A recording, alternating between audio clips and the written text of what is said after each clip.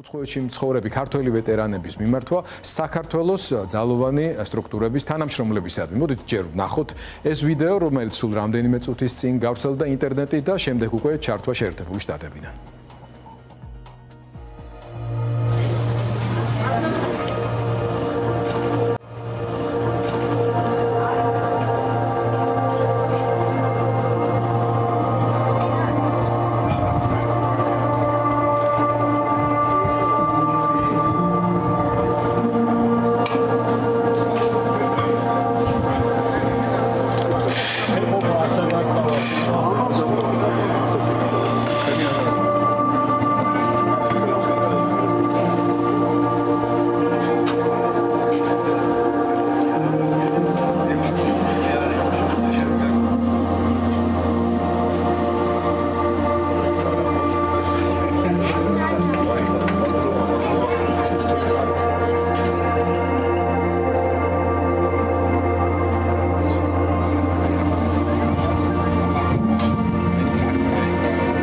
შევიკრიბეთ ამერიკის შეერთებულ შტატებში მყოფი სხვადასხვა ძალოვანი სტრუქტურების ვეტერანები 4 ოქტომბრის აქციის მხარდასაჭერად. მიმაჩნია, რომ 4 ოქტომბრის აქცია არის გადამწყვეტი საქართველოს გასათავისუფლებლად რუსული რეჟიმისაგან და ქართველი ხალხი, ქართველი ახალგაზრდობა გაერთიანდება და იტყვის თავის სიტყვას 4 ოქტომბერს. 30 წლიანი გამოცდილების სამხედრო ვეტერანი და დღეს აქ ვიმყოფები ამერიკის შეერთებულ შტატებში. ოდითგანვე საქართველო ყოველთვის იბრძოდა იმისათვის, რომ ჩვენი ჩრდილოელი მეგობრისგან, მისი ბრჭყალებისგან თავი დაგვეღწია, მაგრამ ვერასდროს ეს ვერ შეძლო და ბოლომდე ვერ მიიყვანა. ძალიან გაგვიხარდა და ერთმანეთის თანადგომა გაგვაჩნდა, როცა ჩვენ 90-იანი წლების დასაწყისში საქართველოს დამოუკიდებლობა აღვადგინეთ. მაგრამ მაინც ვერ მივიყვანეთ ბოლომდე. იქაც თვითონ ჩვენი თანადგომა არ იყო საკმარისი და ისევ შიდა გაცემებით, შიდა მტრობით ჩვენ ამას ვერ მივაღწიეთ. დღეს კი საქართველოს ბედი ყოფნა არ ყოფნის საკითხი წყდება და დრო თითქმის აღარ რჩება და იწურება. მხოლოდ და მხოლოდ დაგვრჩა ძალიან ცოტა და ამისთვის საჭიროა, რომ ყველანი გავერთიანდეთ. ყველამ ერთად დავდგეთ და ვიბრძოლოთ იმ რეჟიმის წინააღმდეგ, რომელსაც მიყავს ჩვენი ქვეყანა ჩრდილოეთისკენ.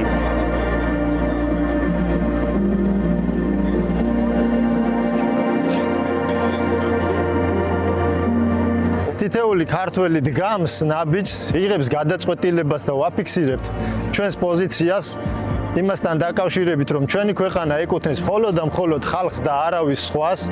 ხალხი ვიღებულობთ ჩვენ ამს გადაწყვეტილებებს და შესაბამისად ძალა ერთობაშიას პრინციპით ჩვენ უერთდებით დანარჩენ ქართველებს, დანარჩენ საქართველოს იმ ახალგაზრდებს, რომელიც დაუღალავად 24 საათიან რეჟიმში თავიანთ პოზიციას აფიქსირებენ და ძალიან გმირულად და ვაჟკაცურად ითხოვენ იმას, რაც ეკუთვნის საქართველოს და ქართულ ხალხს და ჩვენს ამ ღონისძიებაში ჩვენს პოზიციას ვაფიქსირებთ ამასთან დაკავშირებით.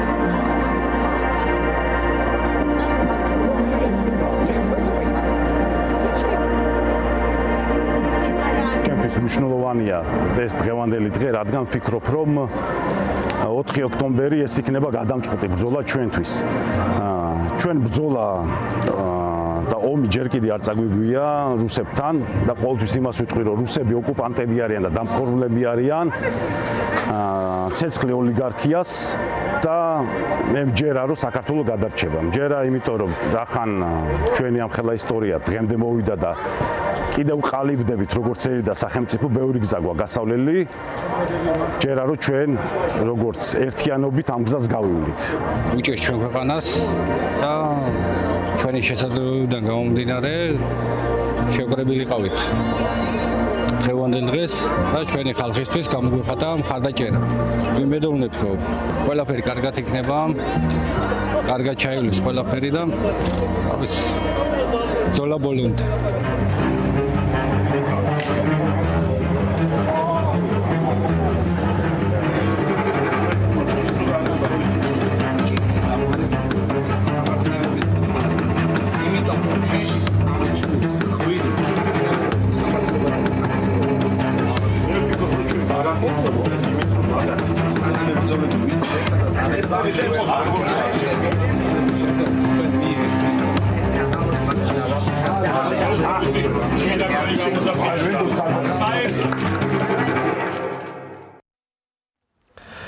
ჩვენ საქართველოს სხვადასხვა ძალოვანი სტრუქტურების ემიგრაციაში მყოფი ვეტერანები საქართველოს ეროვნული გმირებისა და ჩვენი დროშის ფონზე ვერთიანდებით ერთი მიზნით ჩვენი წვლილი შევიტანოთ საქართველოს გადასარჩენად.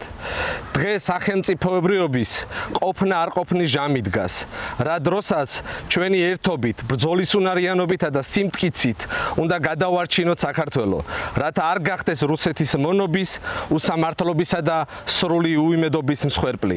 ჩვენ დღეს ვერთიანდებით სამშობლოს, ეროვნული გმირებისა და მომავალი თაობების გამო. ეს ერთიანობა ეძღვნება 4 ოქტომბერს. დღეს, როცა საქართველოს ისტორიის ახალი ფურცელი უნდა გადაიშალოს. ჩვენ ყველამ ერთად უნდა შევძლოთ ახალი საქართველოს დაბადება. თუ ვინმე მიცის აბსოლუტური სიზუსტით, რა ხდება დღეს ქვეყანაში, ეს ძალოვანი სტრუქტურებია. ამიტომ მოგმართავთ თქვენ, რიგით და საშუალო რგოლის თანამშრომლებს და არამც თქვენს ხელმძღვანელებს, რომლებმაც უკვე გააკეთეს თავიანთი არჩევანი და ისინი სიბნელის მხარეს დადგნენ. ყველაფერს აქვს დასაწყისი და დასასრული. დადგა დრო, როცა ეს ყველაფერი უნდა შეიცვალოს. დადგა დრო, როცა ერთი და იგივე წლობით სისტემაში ჩამჯდარმა, ყველა რეჟიმისა და მთავრობის მონამორჩილმა, ყველა დანაშაულებრივი ბრძანების უსიტყვო შემსრულებელმა, ერთი და იგივე სახეებმა აღარ უნდა გმართონ. მოვიდა დრო ქვეყანაში მოხდეს ცვლილებები.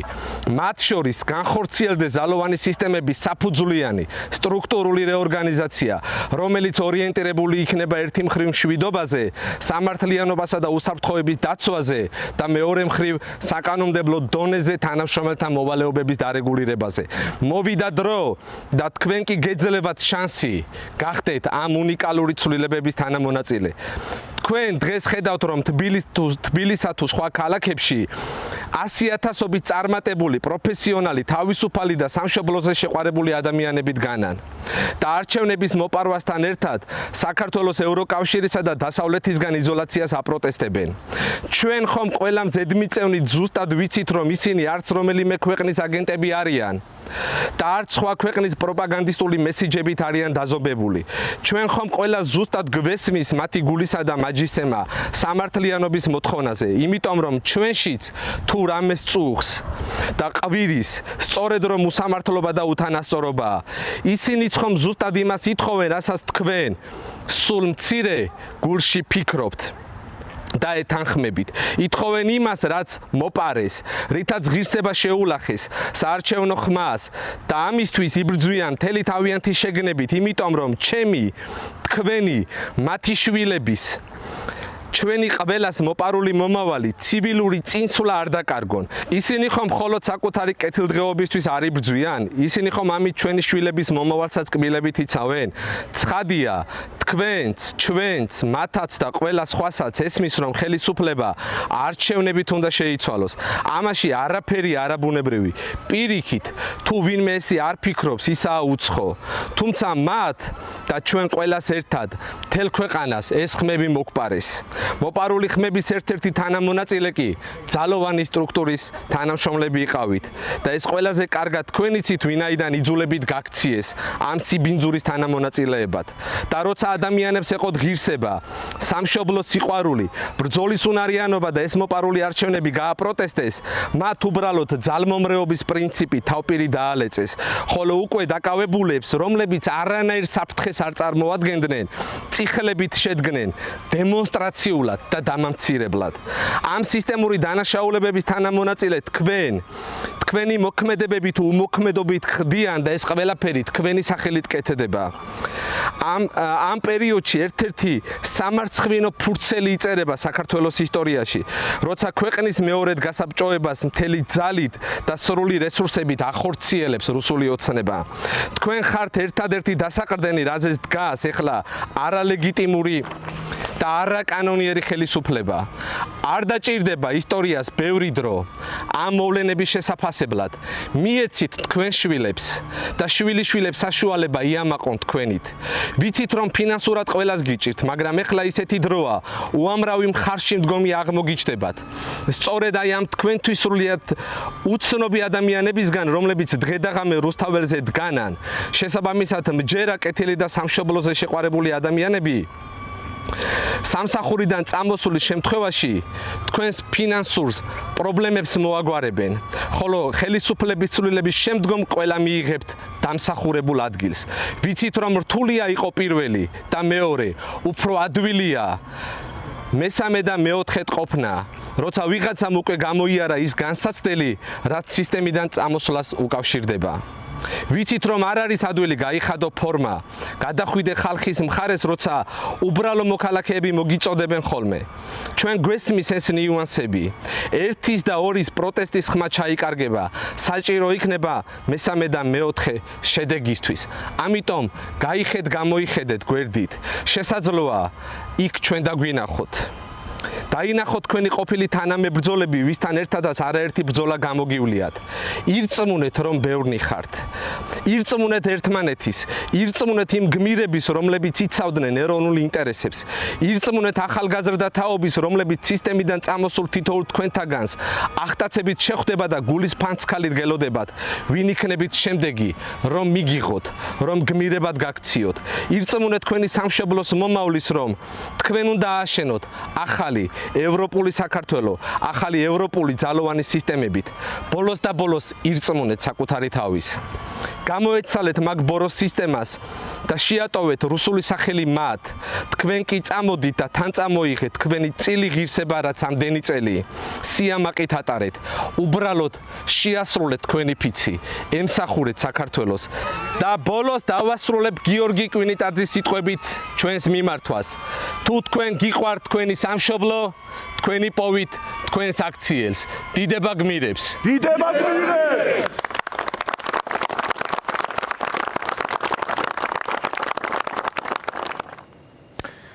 მიმართვაც და ესანახაობაც ძალიან შთამბეჭდავი იყო ამდენი ქართველი ვეტერანი, რომელიც შეერთებულ შტატებში შეიკრიბა შეერთებული შტატების მასშტაბის გათვალისწინებით და ამ ადამიანების იქაური საქმიანობის სპეციფიკის გათვალისწინებით ყველა კარგად მიხვდება, რამდენად დიდი ძალისხმევის და მოდომების შედეგია, თუნდაც მათი თავშეყრა. რაც შეეხება შინაარსს. ირწმუნეთ საკუთარი თავის, შეასრულეთ სამშობლოსთვის მიცემული ფიცი. ეს არის მთავარი მოწოდება და ამ მიმართვის ერთ-ერთ ავტორს და ამ შეკრების ერთ-ერთ ინიციატორს შინაგან საქმეთა სამინისტროს განსაკუთრებულ დავალებათა დეპარტამენტის დაგეგმვის სამმართველოს უფროს ირაკლის ჩაიშმელაშვილს დაუთმობთ ახლა ეთერს. ის რა თქმა უნდა კვლავ შეერთებულ შტატებშია. ირაკლი, ის ფორმატს, რომელიც ახლა თქვენ გმოსავთ, ამ განცხადების მნიშვნელობას ალბათ კიდევ უფრო მეტად უსვამს ხაზს. ყველა ხვდება რატომაც ძალიან მნიშვნელოვანი დღეები ახლოვდება ჩვენი ქვეყნის უახლესი ისტორიისთვის.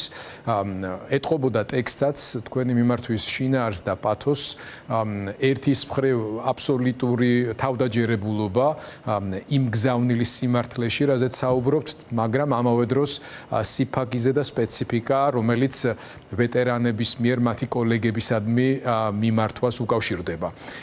ვინ არიან ადრესატები, რატომ გახდა საჭირო და რა აუცილებლობა არსებობს დღევანდელ საქართველოში ასეთი მიმართვის და ამ პათოსით ჩვენი ქვეყნის სხვა საზოგადოების სხვა წევრებთან საუბრისაც. მოგესალმები გიორგი და მადლობა მოწვევისთვის.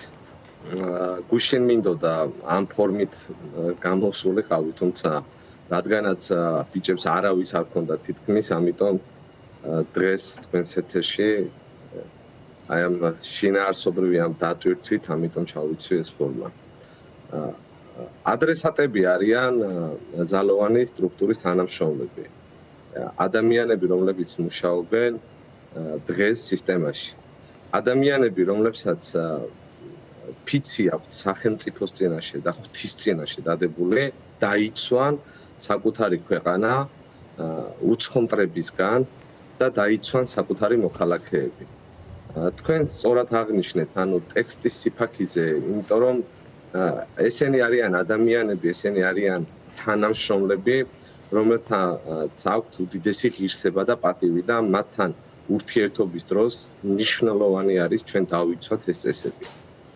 თუმცა ვითვალისწინებთ რა იმ მოცემულობას და იმ გარემოებას დღეს რაც საქართველოში დგას, ჩვენი ერთი რიგითი ვეტერანების ხმა ზუსტად ამას ემსახურება, რომ ეს ადამიანები სარკეში ჩავახედოთ.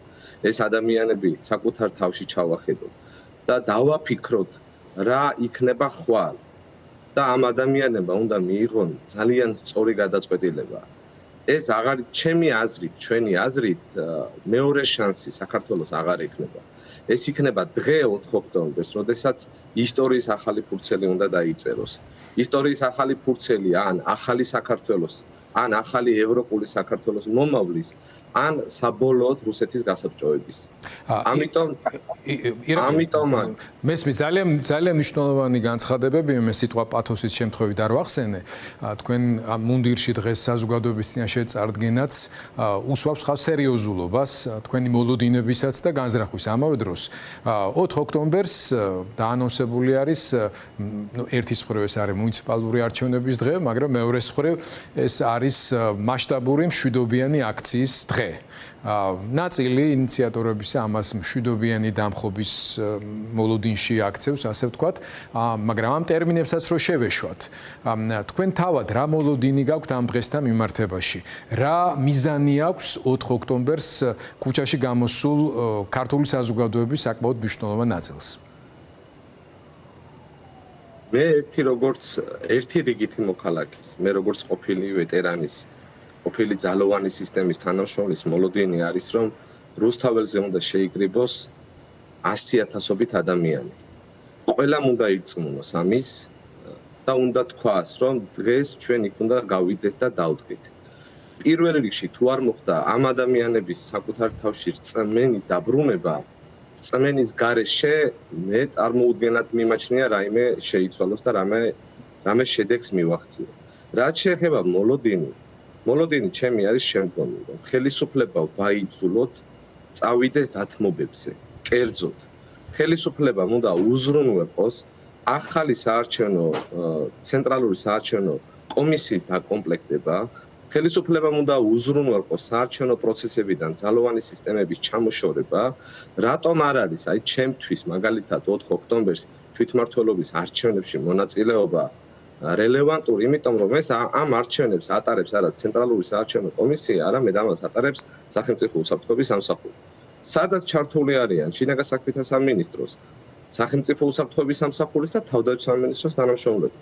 და ჩვენი მიმართვა ზუსტად ამ პიროვნებებს და ამ ბიჭებს ეხებოდათ, იმიტომ რომ მათ ძალიან კარგად იციან, სად არიან, რა პროცესში არიან და რას აკეთებენ. შეიძლება ეს არ ჩანს საზოგადოებისთვის, ან თქვენ არ იცით ეს ნიუანსები და დეტალები როგორ ხდება ამ საარჩევნო პროცესების მართვა, მაგრამ ამ ბიჭებმა ჩვენ ვისაც მივმართეთ, ჩვენი ადრესატები ვინც არიან, ამათ ნახოთ ძალიან კარგად იციან.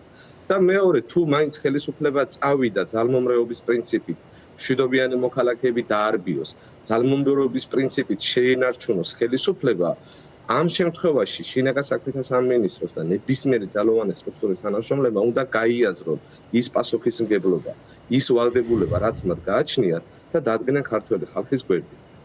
ეს არის ჩვენი ძირითადი მოლოდინი. რა თქმა უნდა, ძალიან დიდი მნიშვნელობა აქვს იმას, რომ მუნდირის მატარებელი ადამიანები ფიცის ერთგულები დარჩნენ, თუმცა ჩვენ ვნახეთ განსაკუთრებით აი ბოლო მოვლენებმა რამდენიმე თვის წინ გვანახა ერთის მხრივ თავად პოლიციის თანამშრომლების და მეორეს მხრივ დღემდე სრულიად ამოუცნობი და არა იდენტიფიცირებადი ჯგუფების მოქმედება მშვიდობიანი მომიტინგეების წინააღმდეგ, რომელიც გასული იყო ყოველგვარი რეგლამენტირდან, კანონიერებისა და ადამიანობის ჩარჩოდან, ხო? ეს უჩვენებდა იმას, რომ ისინი სპეციალურად გაცხრნეს, დაგეშეს და წაახალისეს შემდგომში პროტესტანტების, მშვიდობიანი თავისივე მოქალაქეების საცემბრად, საწამებლად შეიძლება ასე ითქვას. ეს ხალხი, ნუ კი, ხარება აღარ არის დაუშვათ სისტემაში, მაგრამ მისი ჩანაცვლება მოხდა, სხვა ადამიანებიც დღეს შეიძლება უფრო მეტად იყვნენ კიდევ მოტივირებულები, როგორც ახლები, რომ ასე ვთქვათ, და გაიმყარო იმ პოზიციების სისტემაში, მიიღო ნახალი პრემიები და ასე შემდეგ.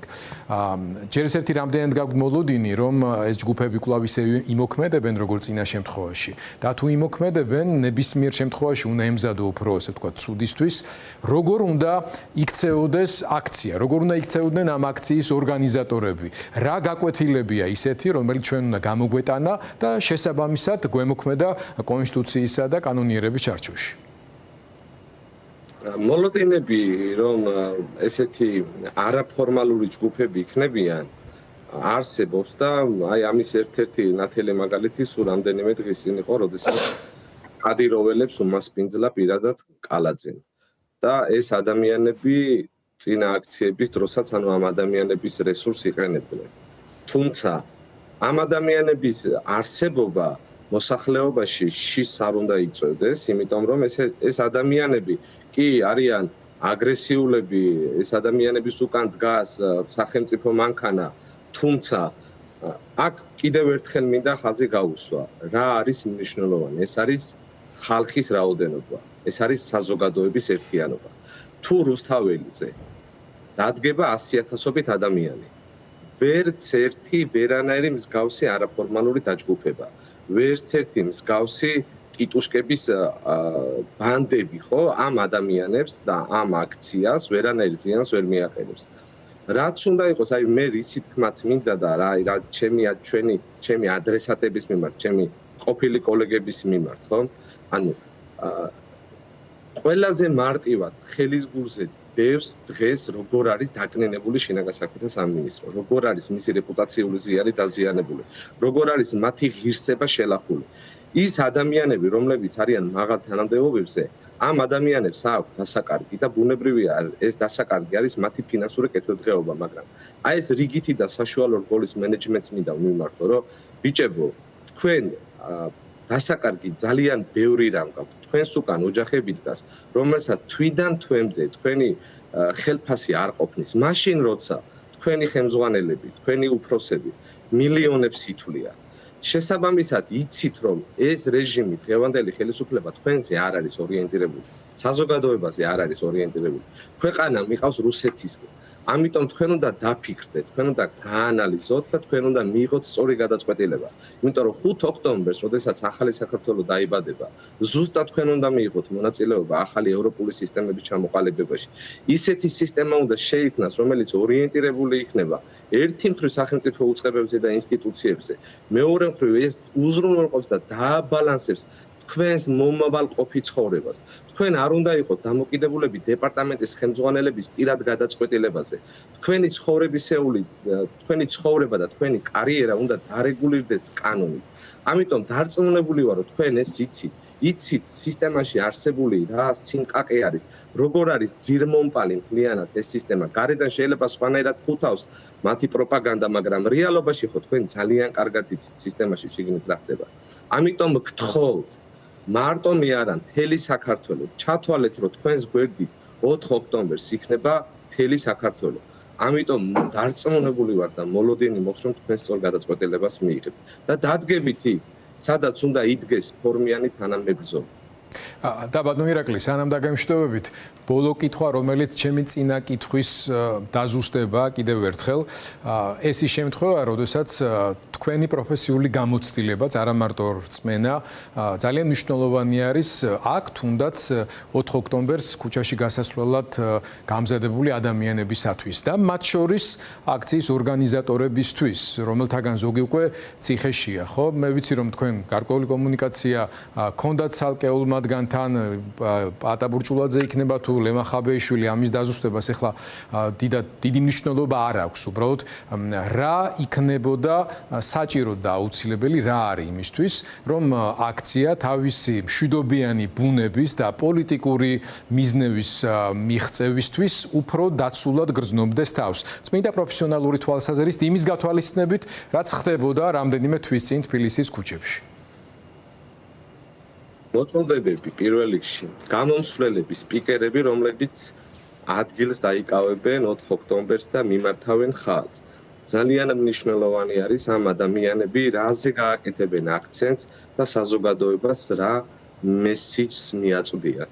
მეორე მაქსიმალურად უნდა იქნეს შენარჩუნებული ის ნარატივი, რომ 4 ოქტომბერი არ არის ვინმე კონკრეტული პოლიტიკური პარტიის მიერ ორგანიზებული და ეს არის ეროვნულ ღირებულებებზე, ეროვნულ ერთობაზე შექმნილი აქცია, სადაც გაერთიანებული არიან საზოგადოების სხვადასხვა ჯგუფები.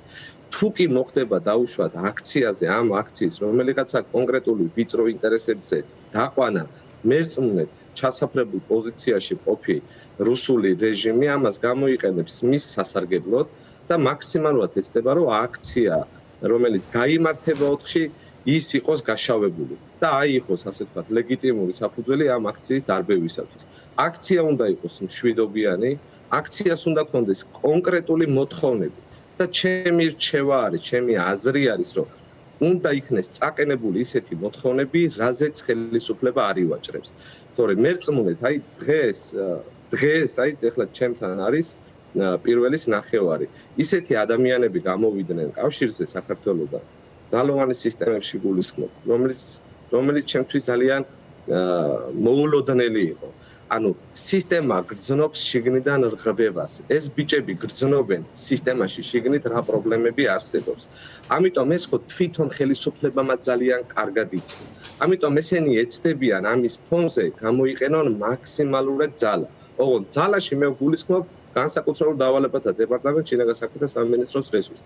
ამიტომ არ უნდა დაუტოვოთ ჩვენ სივრცე მათ, რომ ერთი ივაჭრონ და მეორე ჩვენ, ასე ვთქვათ, ჩვენ დაგვაზიანონ რა ვიღაცას მიგვაწებონ, ვიღაცის კონკრეტული პარტიის ინტერესებს დაგვაკავშირონ და ასე შემდეგ.